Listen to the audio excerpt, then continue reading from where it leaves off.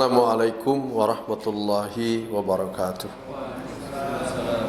Innal hamdalillah nahmaduhu wa nasta'inuhu wa nastaghfiruh wa na'udzu billahi min shururi anfusina wa min sayyiati a'malina.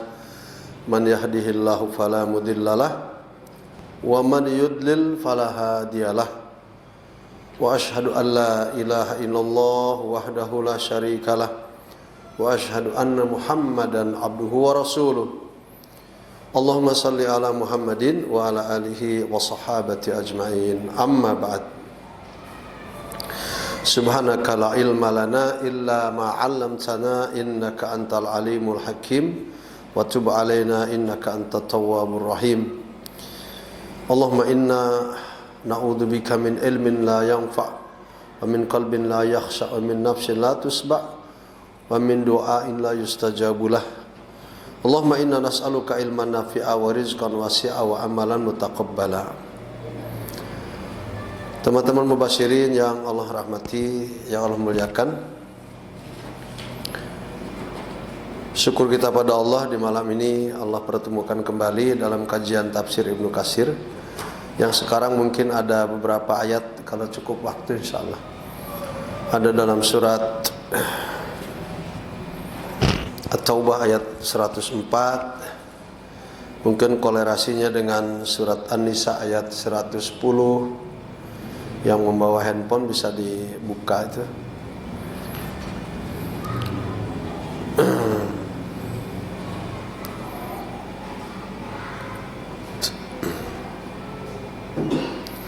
Dan ini ayat ini yang saya sebutkan tadi kaitannya erat dengan surat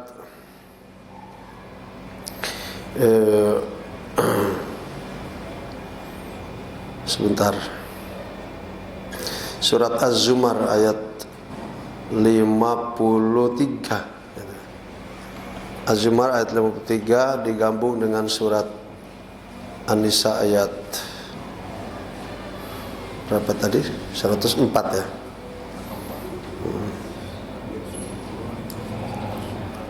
Ya, At-Taubah ayat 104 dan An-Nisa ayat 110. Intinya ikhwan fillah yang dirahmati Allah Subhanahu wa taala, saya akan lebih suka menghitung waktu hidup, menghitung hari pada kehidupan kita ini.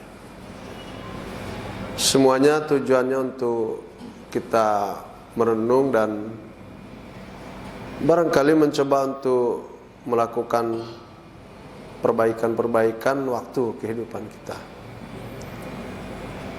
Beberapa kali saya di tempat-tempat yang berbeda, mungkin tempat yang sama juga pernah disampaikan, bahwa perhitungan hidup kita itu andai kata 60 tahun, masih ingat berapa hari? Pak Oke masih ingat? Kalau sudah lupa, saya ingatkan. Nanti di compare kepada jam. Nah, itu penting. Kalau saja 60 tahun kita hitung pada hari, di dalam Islam itu kan 1 tahun hanya 360 ya. Dan tidak ada kabisat di Islam. Semuanya antara 29, 30, 29, 30. Kalau di selain Islam kan ada 28 ya. Gitu.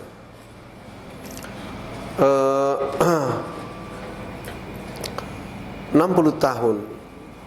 Kalau kita compare pada hari itu menjadi 21.600 hari hidup kita ini.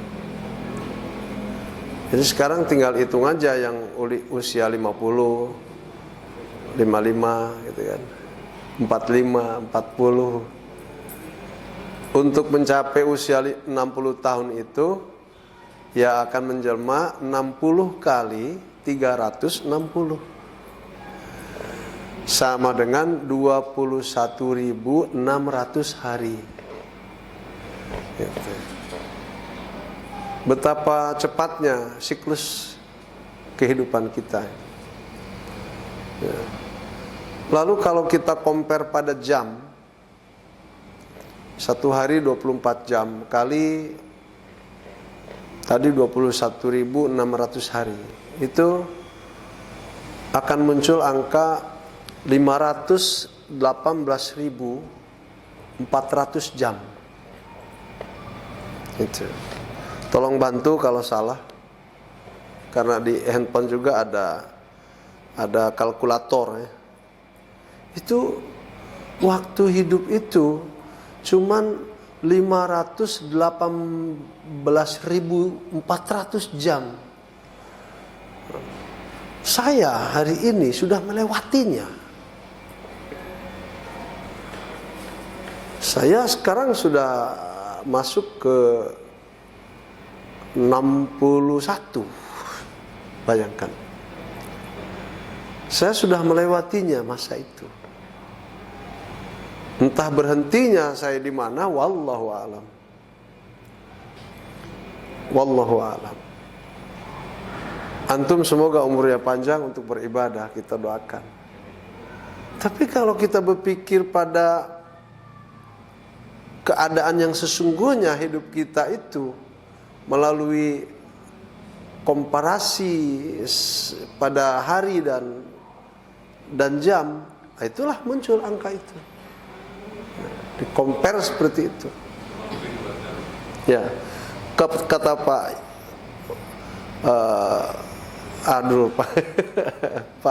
Pak Yatno itu kurang lebih hanya 2 jam hidup di dunia kita kalau dibanding dengan akhirat. Manakala kalau satu akhirat dihargakan 1000 tahun. Tapi kalau satu hari akhiratnya ngambil yang 50.000 tahun, 0, maka kita yang selalu mengkaji tentang waktu kehidupan ini patutlah sering-sering memegang apa ini, dada kita yang di dalamnya ada hati, yang di dalamnya ada hati kita. Bertanya tentang selera hidupmu itu apa setelah ini, kan gitu. Lawang contoh hidupmu itu sudah banyak. Contoh hidup kita itu sudah banyak. Yang meninggal, yang dikubur, yang kita ikut dari sakit merawat, ngelawat, lalu mengubur, mensolatkan. Contoh hidup kita sudah terlalu banyak. Maka saat kita kembali pada hati kita tentang selera kehidupan itu, maka ingatlah pada jatah hidup kita itu. Dan jika ikhwatal iman kita kembali memikirkan masa hidup kita ke belakang, saya yakin benar semua kita ini pasti akan kecewa. Semua kita pasti akan merasa, kenapa ya mesti seperti itu hidup saya? Kan masanya sudah lalu. Ya Allah, kenapa saya seperti itu masa lalu itu? Lalu muncul dari rasa kecewa itu rasa takut. Kecewa lalu takut. Yang paling parah di antara kita itu ada yang sampai putus asa. Nah ini jangan sampai. Yang ketiga ini sampai terjadi pada kita putus asa itu. Persoalan kecewa, lalu dia takut, manusiawi. Tapi kalau sampai putus asa, terlebih saat kita putus asa, datang pada kita setan membisikkan sesuatu yang tidak baik, lalu diikutinya, naudzubillah min dzalik. Barangkali terjadi sesuatu yang tidak kita inginkan. Pasti kita merasakan itu. Antara kecewa, takut, cemas. Mengingat masa-masa lalu kita itu, saya pribadi tidak utuh hidup yang saya inginkan. Tidak utuh seperti yang saya inginkan hidup itu pada masa lalu. Sedangkan pada masa akan datang, jatah hidup saya itu entah berapa lagi. Hidup saya di Mubasyirin ini subhanallah dari tahun 72. Jadi anak pasar sekian tahun. Ini pasarnya masih ada. Ya kan? Untungnya kita jadi tidak jadi pemabuk aja. Untungnya kita tidak menjual narkoba. Zaman itu ada narkoba bentuknya ganja. Ada pil yang sangat berbahaya zaman kita dulu itu. Ada pil BK namanya. Lalu minuman-minuman dioplos. Ada AO, ada air putih. Arak putih. Air putih bukan air putih. Air putih itu arak putih. Untungnya saya tidak terjerumus pada sesuatu yang luar biasa membahayakan itu. Alhamdulillah, guru-guru kita mengarahkan tentang bagaimana memanfaatkan tempat ini. Ini tempat bersejarah buat saya. Paman saya hidup di bawah situ tuh. Paman saya di situ kamarnya tuh. Jadi kalau kita lihat pada masa lalu itu ya memang seperti itu kondisi hidup, nggak bisa kita mau pungkiri gitu. Tapi setidaknya saya akan bercerita malam ini hanya satu kisah saja. Setidaknya satu kisah ini dapat memotivasi kita, ya kan? Dapat mengembalikan semangat hidup kita untuk menjelang beberapa saat hidup kita ke depan.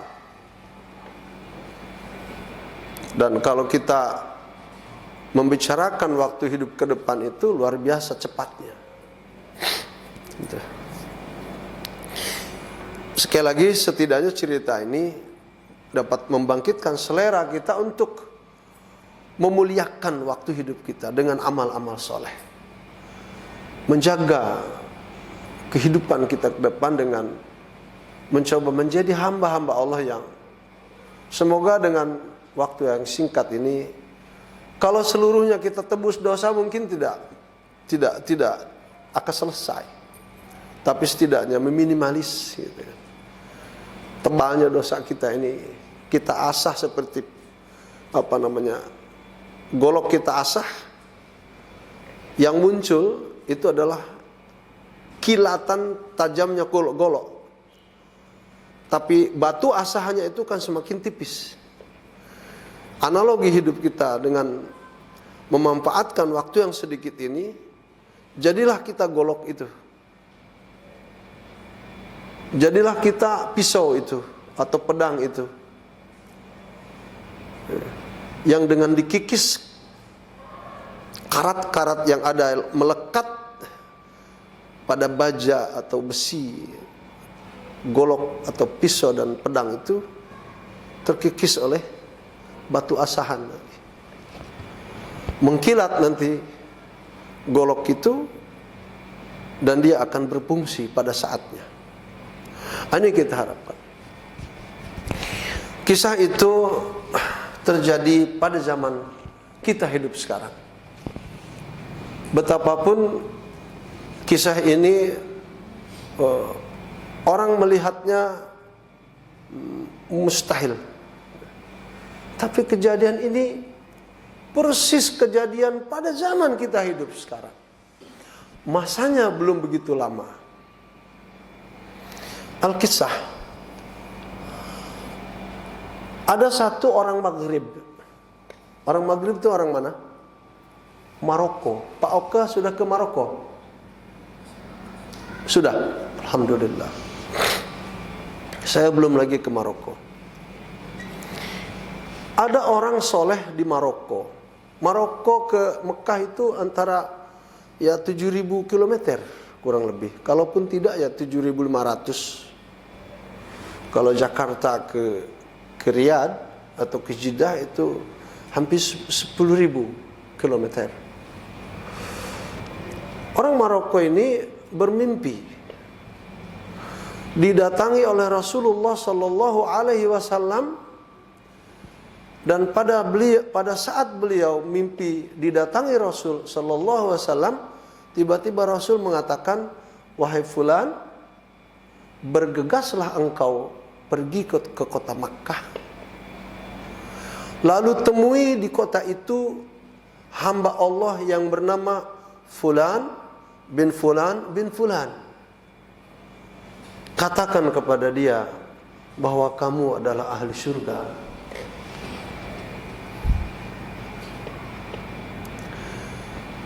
Mimpi ini berulang sampai 3 kali pada diri orang itu. Besoknya lagi mimpi yang sama. Orang yang disebutkannya pun sama. Diulang lagi besok, lusanya dia tidur dengan mimpi yang serupa. Karena dia merasa yang datang itu bukan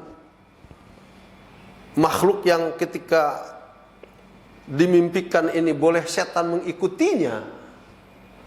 Kalau kita bermimpikan Rasulullah sallallahu alaihi wasallam itu persis kita berjumpa dengan beliau sallallahu alaihi wasallam. Karena apa? Karena setan itu tidak mungkin bisa menyerupai Rasul sallallahu alaihi wasallam. Dia merasa terbebani. Dia selalu merenung, apa ini mimpi dari setan kah ya Allah? Apa memang ini mimpi yang memang benar dari Engkau menunjukkan aku telah berjumpa dengan bagindaku sallallahu alaihi wasallam. Dia bermunajat, berdoa pada Allah, tunjukkan apa benar ini mimpi. Dalam hatinya merasa nyaman, tenang. Ini adalah mimpi yang benar. Lalu seperti yang diarahkan Rasulullah SAW, bergegas dia dengan apa yang dia miliki. Dan saat itu dia tidak memiliki perbekalan yang cukup untuk ke Makkah itu. Seperti kita lah, menabung dulu atau mungkin menjual apa yang kita punya. Terjadi pada diri orang itu, menjual apa yang dia punya. Sudah dikira cukup perbekalan untuk pulang pergi Makkah, Maghrib, Makkah Maghrib. Bismillah, tawakal Allah, dia berangkat. Entah berangkatnya itu ikut rombongan tur umrah atau apa, wallahu a'lam. Berangkatlah dia. Sesampai di Makkah tentu biasa kita umrah dulu. Beliau pun umrah seperti hamba-hamba Allah yang lain. Selepas selesai umrah, ikhwatal iman, sudah tawaf, sudah sa'i, sudah tahallul, mulai dia bertanya kepada masyarakat sekitar di Masjidil Haram. Mulai dia bertanya, Assalamualaikum warahmatullahi wabarakatuh. Kamu orang mana? Saya asli orang Makkah. Pernahkah kamu dengar orang yang bernama Fulan ibn Fulan ibn Fulan di daerah yang namanya Anu? Wallahi saya nggak tahu. Saya nggak ngerti. Ketika tidak mengerti nggak bisa dipaksakan. Lalu bertanya lagi kepada yang lain. Assalamualaikum, wahai saudaraku, kamu tahu nggak orang yang bernama Fulan ibn Fulan ibn Fulan? Tempatnya di tempat Anu. Wallahi saya nggak tahu. Meski saya orang Makkah asli, saya nggak ngerti. Bertanya ke orang lain, ada dalam pertanyaan itu dia bertanya ke orang bukan ahli Makkah, bahkan ke orang Mesir atau. Tapi yang terakhir dia tanya kepada orang yang tepat. Assalamualaikum, waalaikumsalam. Antum dari Makkah? Iya, saya dari Makkah. Kamu dari mana? Saya dari Maghrib, Maroko. Oh ya. Selama ini kamu tahu nggak nama orang Fulan ibn Fulan ibn Fulan itu? Tempatnya itu di sebuah tempat disebutkan, seperti Karbala gitu kan. Kalau di Mekah ya antara Jarwal, ya kan, antara Gaza, antara Syarih Hazan, ya kan, antara Ajiziyah, ya kan, antara Syarih Mansur. Oh ya, saya tahu itu. Terperanjat dia. Lalu mau ngapain kamu ke sana? Di kota Makkah ini, dia tuh paling terkenal orang yang tidak memiliki akhlak sama sekali. Perbuatannya itu selalu maksiat dan dosa melulu. Jangan-jangan kamu ke sana pun nanti terpengaruh buruk pada kehidupan kamu. Nggak usah ke sana. Hadza rajul fajir. Fajir itu adalah orang yang lebih daripada fasik. Kalau fasik itu kan orang yang suka bermaksiat. Tapi ini maksiat ditambah lagi dengan dosa-dosa yang lain, itu fajir namanya. Tapi kalau berkenan, bawalah saya ke sana. Baik, saya bawa. Kapan maunya kamu? Kamu hotelnya di mana? Saya hotel dekat sini. Ayo kita jalan kaki saja, dekat kok. Dibawa dia ke rumah Fulan ibn Fulan tadi. Sesampainya dia di rumah, ini rumahnya. Kata orang Mekah tadi, ini rumahnya. Coba kamu ketuk pintu. Siapa tahu dia ada sekarang di rumahnya. Dia ketuk pintu. Assalamualaikum. Waalaikumsalam. Dijawab sama orang dalam. Ketika dibuka pintu, kamukah orang yang bernama Fulan ibn Fulan bin Fulan? Iya, saya orangnya. Kamu orang mana? Saya saudaramu sesama muslim dari kota Maroko, Maghrib. Terus yang bersama kamu siapa? Ini saudara kita dari asli kota suci Mekah. Dia mengantarkan saya ke sini, ke rumah kamu. Lalu dia mengatakan, terima kasih saudaraku telah mengantarkan orang ini ke rumah saya. Akhirnya berpisah dengan orang Mekah yang asli. Silakan masuk. Disuruh masuk. Ketika sudah masuk, disuruh duduk seperti biasa. Ya, kebiasaan orang sana tuh kasih teh atau apa yang kecil gelasnya itu. Chai. Syahi atau lagi ngobrol begitu, dia bilang, saudaraku, 3 malam berturut-turut saya bermimpikan Rasulullah SAW. Bermimpi itu beliau datang ke rumah saya dan beliau mewasiatkan kepada saya amanat bahwa saya harus datang ke rumah kamu. Sekali lagi saya tanya, benarkah kamu yang bernama Fulan bin Fulan bin Fulan itu? Benar, saya orangnya. Amanat Rasulullah SAW kepada saya bahwa setelah kamu bertemu dengan Fulan ibn Fulan bin Fulan itu, sampaikan kepada dia bahwa dia adalah ahli surga, kamu adalah ahli surga, ahlu jannah. Mustahil orang seperti saya masuk surga. Mimpi kamu mimpi bohong. Hampir mau diusir. Mustahil orang seperti saya masuk surga. Saya adalah orang paling bejat di kota Makkah ini, kalaupun tidak di seluruh Saudi Arabia. Mustahil. Dosa apa yang tidak pernah saya lakukan? Saya melakukannya. Di seluruh kota Makkah ini, kalau tidak di seluruh Saudi Arabia, saya orang yang paling fajir itu, wahai saudaraku. Nggak mungkin saya masuk surga. Lalu orang Maghribi mengatakan, tapi itu Rasul yang mengatakannya. Bagaimana mungkin saya masuk surga? Apa yang telah saya lakukan? Kata orang Maghrib lagi, coba kamu ingat-ingat, selama hidupmu itu ada nggak perbuatan yang baik yang kamu lakukan itu, meskipun sedikit. Ingat-ingat. Soal kamu tidak percaya pada mimpi saya, itu hakmu. Tapi saya menyampaikan karena ini 3 malam berturut-turut saya bermimpikan dengan Rasulullah SAW. Dan ini amanat dari Rasul untuk disampaikan kepada kamu. Sekali lagi, kamu jangan bohong. Benarkah kamu Fulan bin Fulan bin Fulan itu? Iya, saya orangnya. Kamu adalah ahli surga. Berteriak lagi dia. Tidak mungkin saya jadi ahli surga. Tidak mungkin. Menepuk-nepuk dada, kepala. Tidak akan mungkin sama surga. Saya bukan ahli surga. Tapi ketika orang Maghrib ini memberi waktu untuk mengingat-ingat apa perbuatan yang telah dilakukan oleh orang ini, sedikit dia berpikir, berenung, lalu sambil minum teh itu. Lalu kata orang Makkah yang tadi itu, wahai saudaraku, aku ingat sekarang apa yang telah aku lakukan. Coba sampaikan kepadaku, kata orang Maghrib. Saya ingin tahu, sehingga Rasul mengatakan engkau ahli surga itu, apa yang telah kamu lakukan. Saya ketika menyaksikan tetangga saya ini bahagia, suami istri dan anaknya banyak, tidak pernah saya dengar cerita kotor dari tetangga saya ini.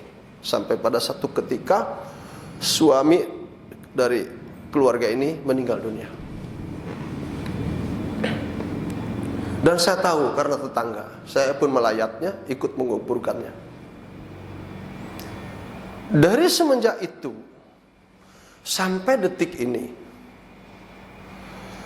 gaji saya itu saya potong jadi 2. Separuh untuk keluarga tetangga saya, janda dan anak-anaknya, dan separuh untuk istri dan anak-anak saya. Orang Maghrib itu terperanjat. Rupanya itu, saudaraku, kisah mimpi saya itu. Tapi tetap dia menjerit, mustahil. Tidak seberapanya perbuatan saya yang baik ini bila dibandingkan dengan perbuatan buruk saya. Enggak mungkin saya masuk surga. Wallahi enggak mungkin, akhi. Kamu jangan mengada-ngada, apalagi kamu orang Maghrib. Adapun saya membagi 2 dari gaji selama ini untuk dia, itu hanya urusan kemanusiaan. Tiada ada ikatan dengan ibadah yang memang itu kewajiban seorang muslim kepada seorang muslim. Lawang saya melakukan dosa terus, sholat tidak, zakat tidak, puasa apa lagi. Kau coba tuh lihat berantakannya rumah saya. Ini dosa saya semua. Ya mungkin puntung rokok, ya mungkin sisa macam-macam. Oke. Kalau memang kamu merasa tidak mungkin kamu masuk surga, berkenan nggak kalau saya bawa kamu ke Masjidil Haram? Lah, jangan kamu bawa saya ke Masjidil Haram. Meskipun Masjidil Haram itu beberapa langkah dari rumah saya, jangan kau bawa saya ke sana. Saya malu kepada Allah. Selama hidup di kota suci Makkah ini, saya tidak pernah menginjakkan kaki saya sekalipun ke Masjidil Haram itu. Jangan bawa saya ke sana. Tapi orang Maghrib ini sedikit memaksa, karena dia ingin bukti mimpi itu. Lalu dia bilang, demi Allah ya akhi, bukalah hatimu untuk mengikuti aku ke Masjidil Haram. Aku doakan agar hatimu lembut dengan Masjidil Haram itu. Berulang dia rayu.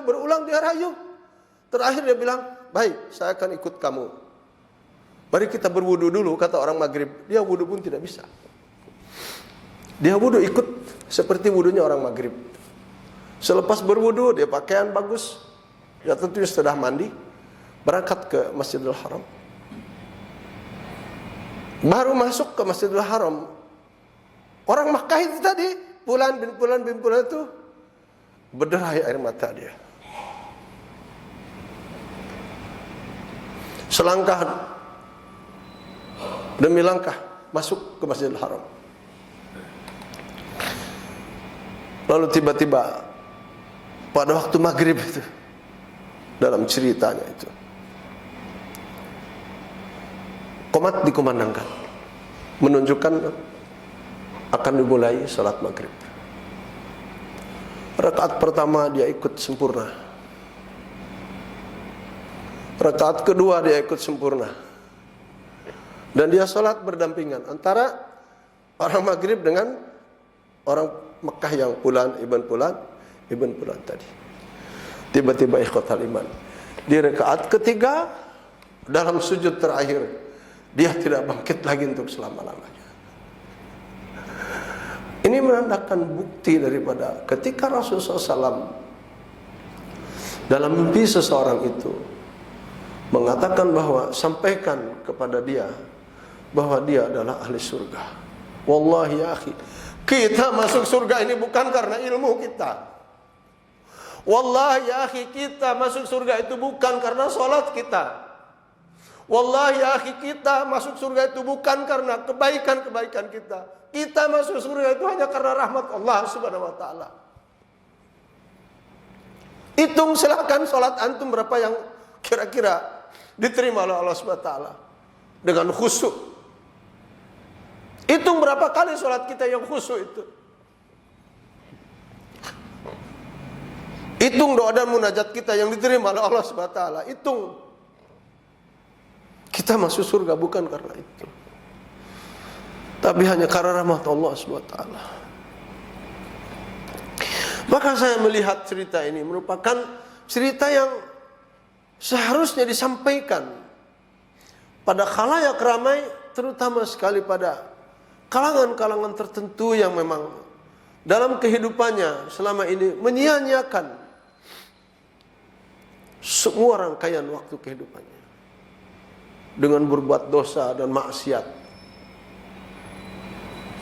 Namun dari cerita ini ikhwatal iman, insya Allah cukup buat kita menjadi hamba Allah yang peduli terhadap sesama. Setelah kita peduli pada semua yang ditanggung jawab sama kita, dari istri dan anak-anak, dari cucu dan keturunan, kita harus peduli kepada sesama.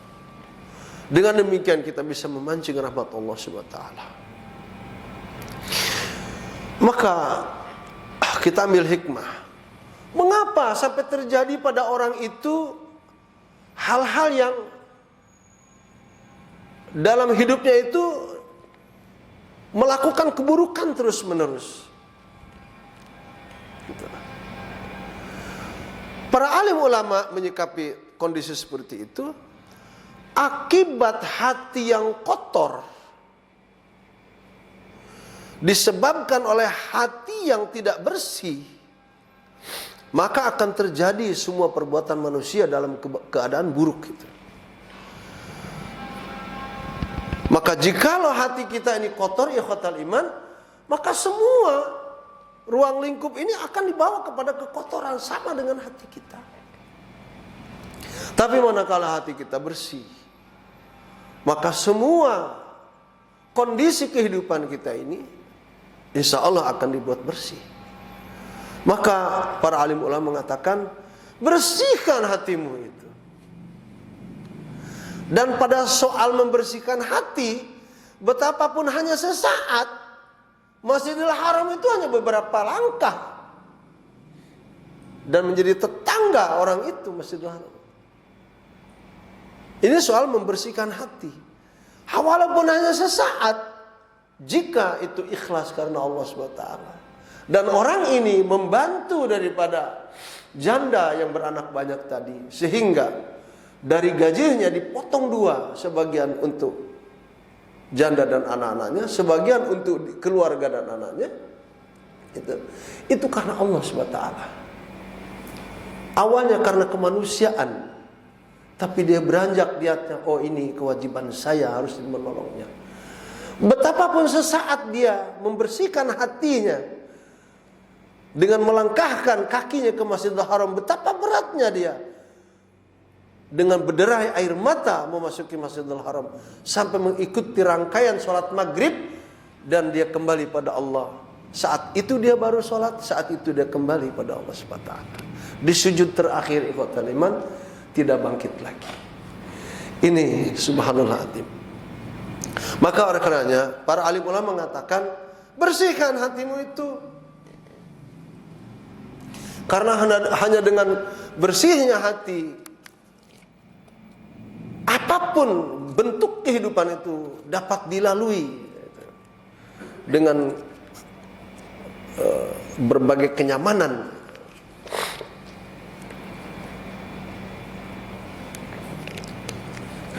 Maka untuk menyelesaikan kisah ini, saya akan berikan beberapa tips bagaimana kita cara mengobati hati. Dulu ada nyanyian menasyid ya, judulnya itu Tombo apa? Tombo ati. Tombo ati ono piro? 5 perkara. Sing ping sijine kok malah bahasa Jawa ini. Ping sijine apa? Maca Quran lan maknane. Nggih mboten. Ya Pak ini kalau Pak Yatno pasti ngetawain saya ini. Karena bahasanya nggak seperti ini yang sebetulnya. Tapi saya akan memaksakan meskipun bahasa Jawa yang rusak. Tombo aitiku ono 5 perkara. Ping sijine maca Quran lan maknane. Gitu. Ulama-ulama itu sudah mengintisarikan pada bagaimana cara mencari obat untuk mengobat hati itu. Ada 5 perkara. Pertama itu bacalah Al-Quran atau membaca Al-Quran dengan qiraatul Quran bitadabbur. Bacalah Al-Quran dengan tadabbur. Mana tadabbur ya ikhwan? Mana tadabbur itu dengan dipikirkan apa yang dibacanya itu. Maka saat kita membaca Quran untuk zaman sekarang apalagi tidak ada alasan, pakailah yang terjemah, apalagi yang tafsir yang sudah berbahasa Indonesia. Belilah tafsir. Saya dulu termasuk yang ikut mentafsirkan Ibnu Katsir itu, yang Pustaka Syafi'i. Itu di dalamnya ada Farid Uqbah, dalamnya ada Taufik Salah Al-Katsiri, ada Hidayat Nur Wahid dan teman-teman. Itu Pustaka Syafi'i. Ustaz ikut beberapa episode itu, ikut menterjemah itu, tapi nggak lama. Qiraatul Quran bitadabbur. Yang pertama adalah baca Quran dengan bertadabbur, memikirkan apa kandungan isinya. Saat Allah berfirman lalu kita baca, menyuruh kita untuk anu lakukan. Lalu saat kita baca Quran, firman Allah SWT melarang Allah dalam bacaan itu, jangan begini, jangan begitu, ya kita harus menghindarkan. Itu mana tadabbur.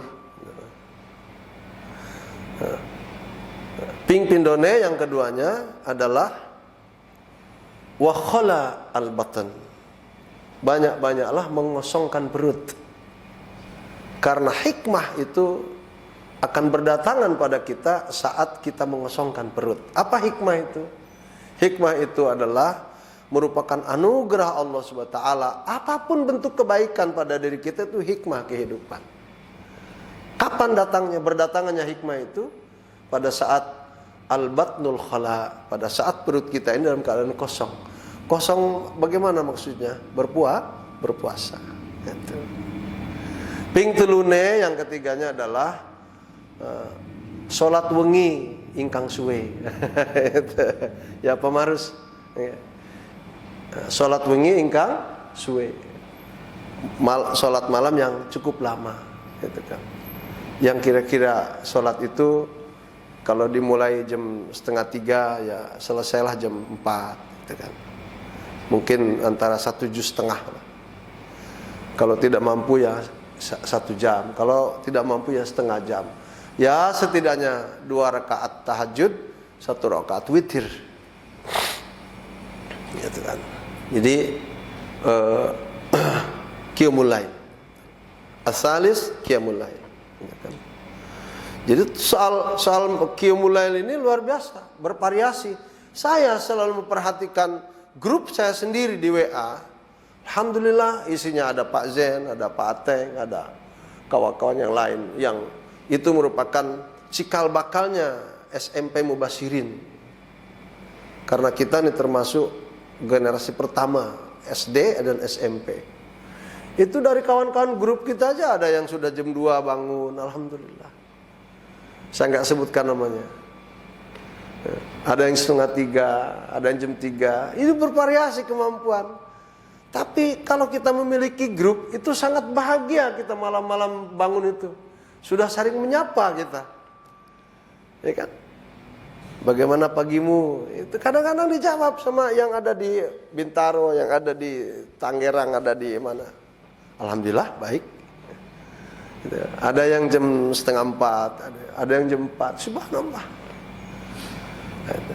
Ini qiyamul lail. Dan qiyamul lail ini dengan berbagai fadilah dan keutamaannya, jangan sampai kita tidak sempat melakukannya pada setiap malam. Betapapun hanya 2 rakaat tahajud, 1 rakaat witir. Ada waktu sisa beberapa menit munajat pada saat itu.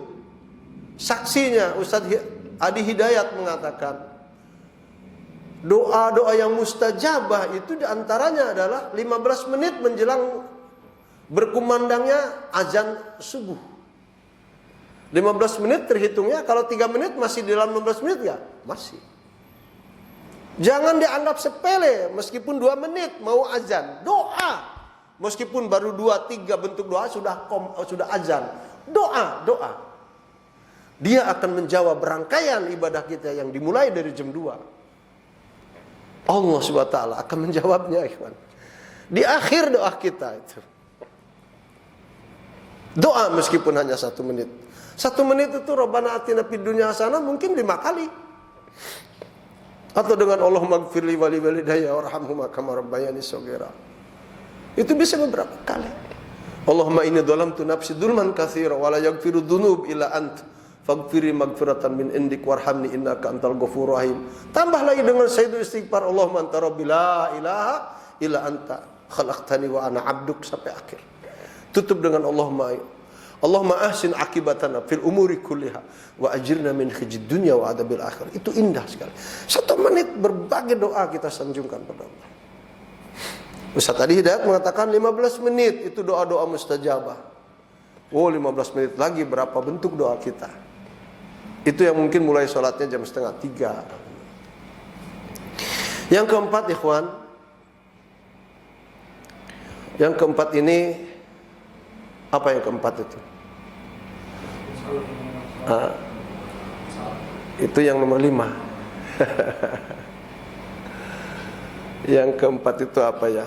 Agak lupa akhirnya nih. Pertama qiraatul Quran bitadabbur. Kedua tadi apa? Mengosongkan perut, ya kan? Yang ketiga qiyamul lail. Oke, yang keempat yang kita lewat dulu, ganti kedudukan karena ada masalahnya. Yang kelima, yang keempat itu mujalasatu as-salihin. Mujalasah as-salihin. Kita harus pintar-pintar memilih kawan hidup. Jadi kalau kawan hidup kita itu orang-orang baik, maka kita akan selalu bersama orang-orang baik. Tetapi kalau teman hidup kita ini orang-orang yang nakal, yang orang bilang kurang berakhlak, ya kan? Ya kita juga akan ikut-ikut ke sana. Mujalasatu as-solihin ini penting buat kita. Duduk bersama orang-orang yang saleh itu penting buat kita. Mohon azan dulu, jangan seperti pekan kemarin. Azannya berlalu, di sana sudah mulai sholat, kita baru qomat. Basir sholat, azan dulu.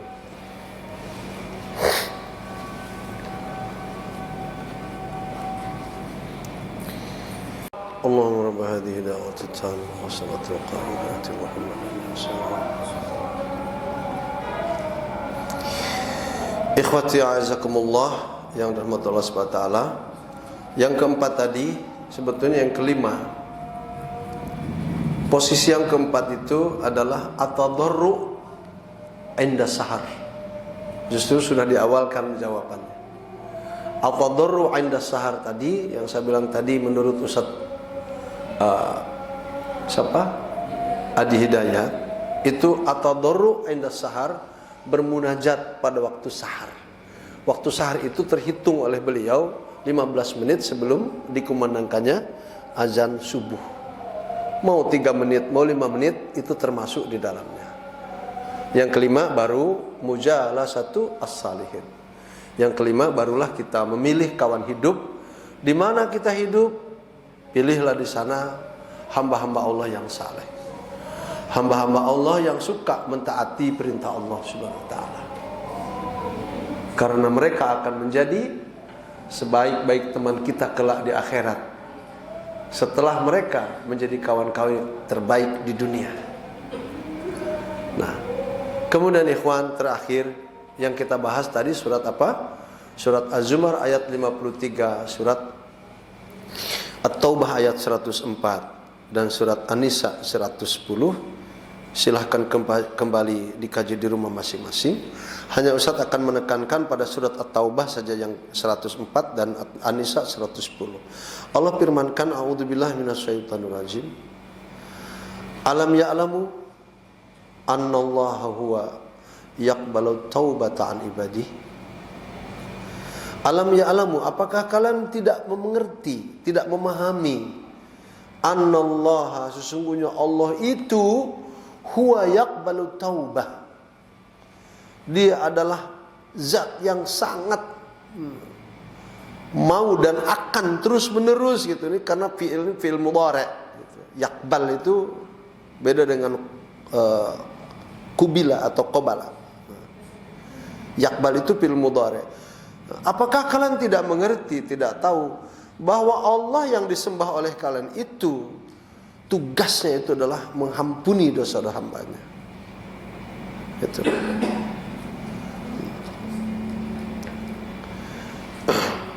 Dan yang kedua di ayat An-Nisa ayat 110 Allah mengatakan, wa man ya'mal su'an, barang siapa dari hamba-hambaku itu tiba-tiba melakukan keburukan, atau yadlim nafsahu, atau menzolimi dirinya dengan berbagai dosa-dosa dan maksiat.